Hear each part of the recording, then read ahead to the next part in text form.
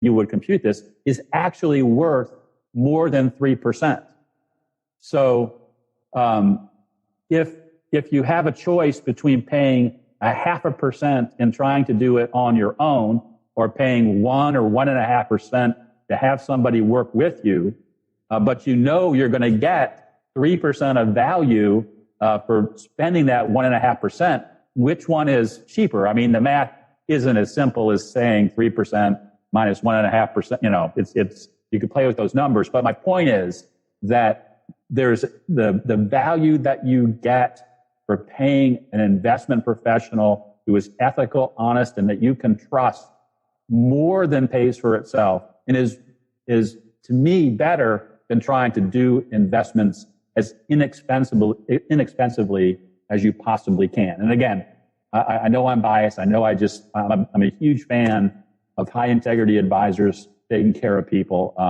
But that's how I think that through. I agree with you. It's if I try to work on my car and do my own car repair or some kind of a improvement in my home, by the time I get started and screw it up, I may have to hire a professional to come in and bail me out. So it's better to get with people that know what they're doing. I'm a believer in that myself. Yeah, and the other thing too is if you're just getting started, I mean, we're talking about scenarios today where you're starting with relatively modest amounts of money.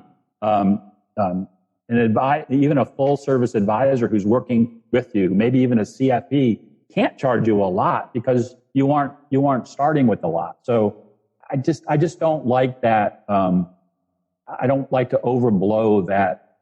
I'm satisfied completely that we've made the point that people ought to get into some good advisor that can help them get started so that they don't have a bad experience in the beginning because they might get out too quick and never benefit.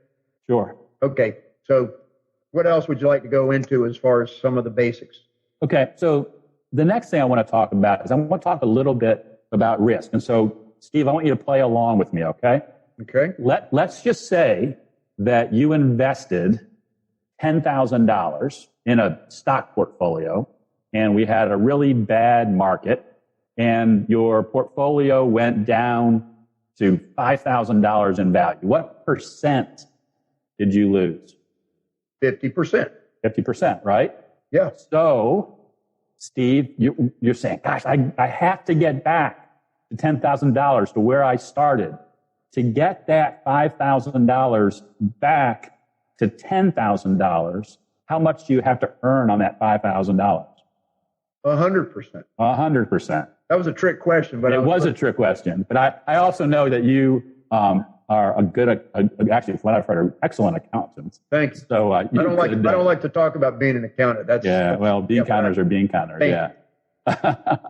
But the point is, when you start investing, you have to begin by thinking about risk, because what you have to earn on your investments to get you back to where you started and more, if you take too much risk and you see your portfolio go down, is a lot more. I mean, to recover a 50% loss requires 100% gain. It's some really simple math, but I think it spells out the reason that as you start investing, don't ignore risk. It's a big piece of the equation. I think that's a brilliant way to make your point. I like that. So what you're saying then is don't try to get too much too quick at a high risk, because if it doesn't work, you're going to have a hard time recouping your losses and getting back to where you were. Instead, what should you do?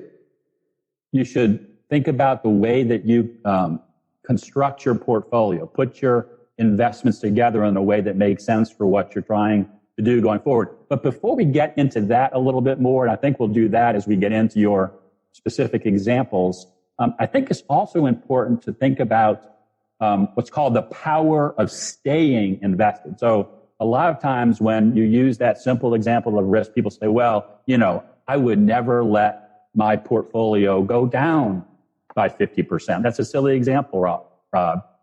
Well, it can happen. And so those people will say, well, I'm going to time it. I'm going to get into the market when things are going to go up, and if things are going to go down, I'm going to get out of the market.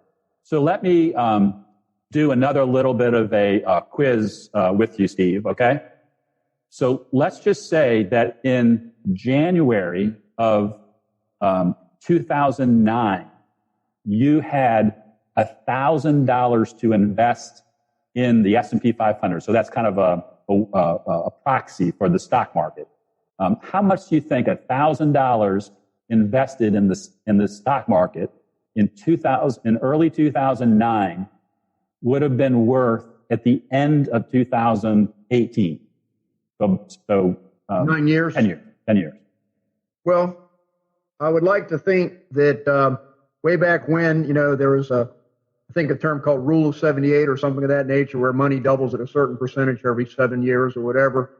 And I haven't followed it very carefully, but I would assume that $1,000 in 10 years with the S&P would have doubled, a little more than doubled. Actually, it would have almost tripled. $1,000 would be worth $2,775. Wow, that's more than a little more than double. So that's what happens in choosing your investments and sticking with them for that period of time. What was the rate though that S&P was giving you over that average period?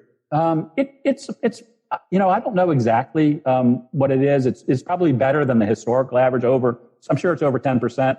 I'm sorry, you were doing historical with me, saying the S&P for that period of time, if you followed it and stayed in, your 1,000 would become 2,700. Yeah, it actually would have been 10.75% during that period of time. Oh, okay. Well, but anyway, but return right now isn't the point, because I think sometimes we get so caught up in return we don't think about risk. So $1,000 invested in the S&P 500 for that 10-year period of time would have grown to $2,775. Okay, that's good. All right. So now let me ask you the next question, Steve. What if you decided that you were smarter than every other investor in the world, and you were going to time the market? So you were going to avoid downturns in the market. What do you think that $1,000 would be worth if you missed the best 10 days of that 10-year period? Oh, wow. Well, that's really an unfair question, because you can't even play with the rule of 72 to do that, because but it's so confusing. But just take a wild guess. Well, so just 10 days. You're just out of the market for 10 days. Well, I'm hoping that what you're going to tell me is that those 10 days basically was the whole time to be in it. Is that if you had missed those 10 days, your 1,000 might have actually lost. You would still made money. Your 1,000 would be worth $1,722. Yeah. So $1,000 less. And then just to carry the example one step further is if you missed the best 40 days, actually, let me say 30 days, the best 30 days, that $1,000 would be worth $918. Okay. So that's what I thought you said the first time. Yeah. No, your point's well told. So risk is important, both in terms of thinking about what you have to do to recoup when you lose, but also in thinking about the risk of trying to time the market, jump in and out of the market. So if you're serious about investing for the long term, pick a plan and stick with it. Discipline is extremely important. Can I give you a quote that just confirms what you said? Sure. You get recessions. You have stock market declines. If you don't understand that that's going to happen, then you're not ready. You won't do well in the markets. That's Peter Lynch. And then the explanation says, when hit with recessions or declines, you must stay the course. Economies are cyclical. And the markets have shown that they will recover. Make sure you are a part of those recoveries. Yeah, you just taught that brilliantly. Right. Let me share some. You also taught why your first statement of the show, get an advisor that understands this stuff, because you clearly showed in very simple, easy to follow terms that there's certain things you got to understand instead of just figuring out on yourself, because who would know what you just taught them if they'd never done it before?